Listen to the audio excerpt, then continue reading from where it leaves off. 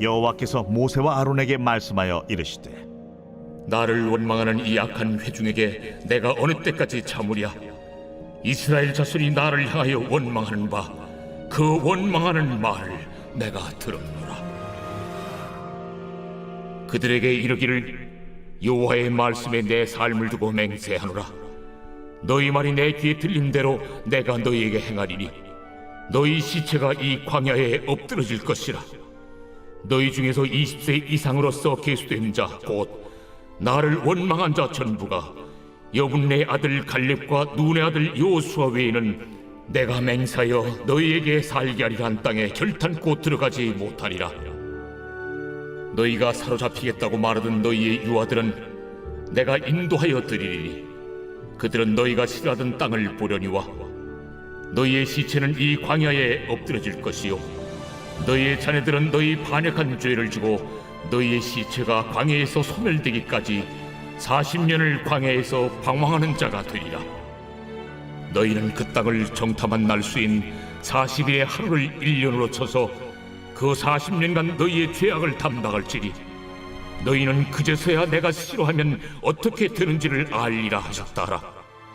나 여호와가 말하였거니와 모여 나를 거역하는 이 악한 온 회중에게 내가 반드시 이같이 행하리니 그들이 이 광야에서 소멸되어 거기서 죽으리라.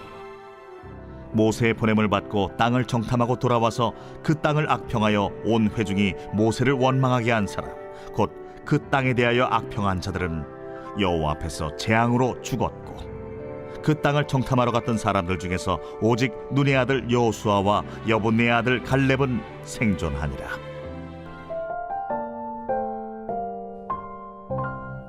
본문 말씀의 내용은 어떤 심판문이나 판결문과 같은 내용이 담겨 있습니다. 무엇에 대한 심판이나 판결일까요? 이스라엘 백성들이 지금까지 하나님의 뜻을 거역하고 행했던 모든 불순종에 대한 판결입니다. 하나님께서는 모세와 아론에게 이렇게 말씀하십니다. 27절 말씀인데요.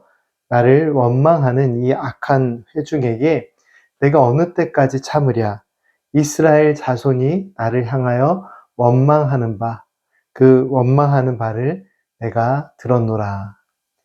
앞의 내용에서 모세의 기도에서도 확인할 수 있는 내용이지만 여호와 하나님께서는 노하기를 더디하시고 인자와 긍휼이 풍성하신 분이십니다. 그리고 죄악과 허물을 사하시는 분이십니다.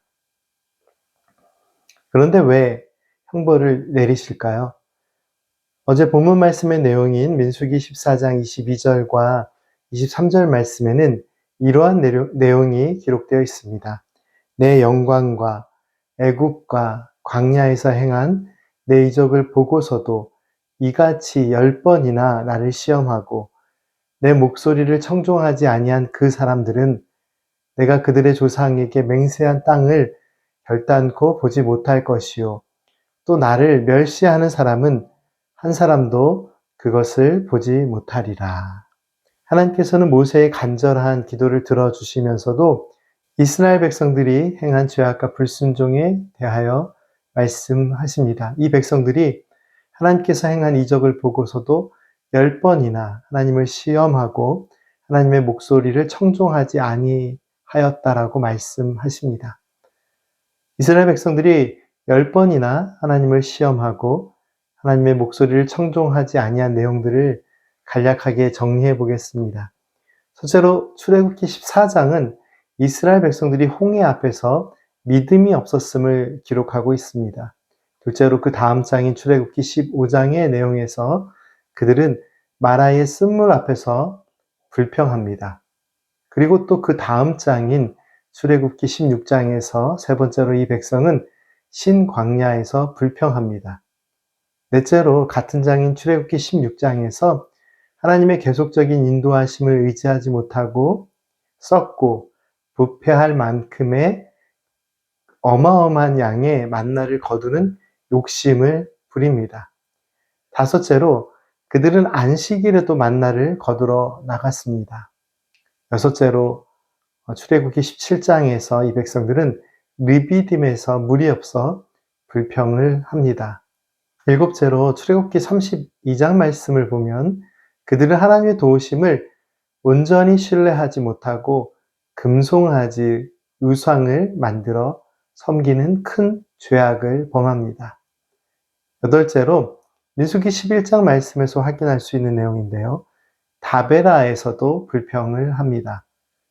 그리고 아홉 번째로 이들은 맛있는 음식이 부족하다고 또 불평을 합니다.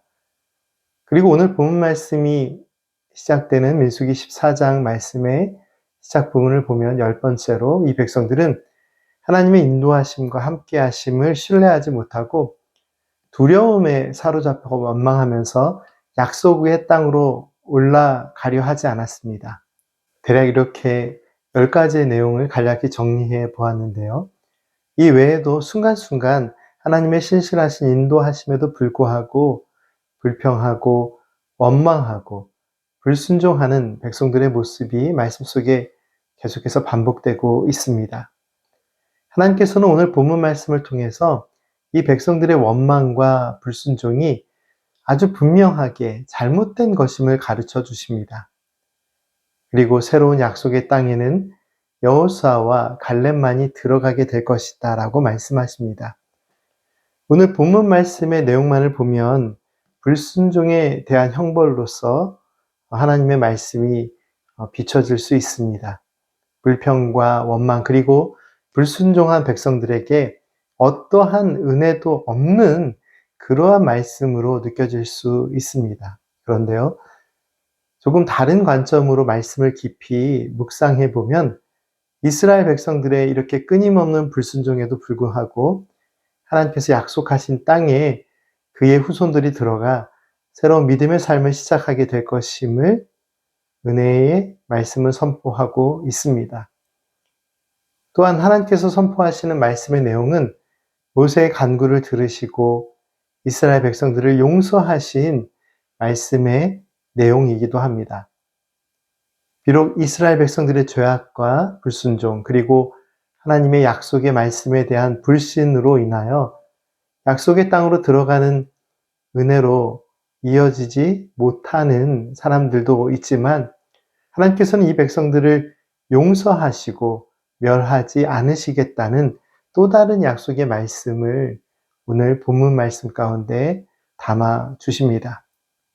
그들의 죄악으로 인해 큰 형벌이 선포되는 말씀으로 받아들여질 수 있는 이 말씀이지만 첫째로 이 백성들을 멸하지 않으시고 보존하실 것이며 둘째로 이 백성들의 자손들은 약속의 땅으로 들어가게 될 것이며 셋째로 우리가 놓치기 쉬운 부분이지만 여전히 이 광야는 하나님의 인도하심이 변함없이 이어지고 있는 땅임을 우리는 말씀의 은혜를 통해서 확인할 수 있습니다.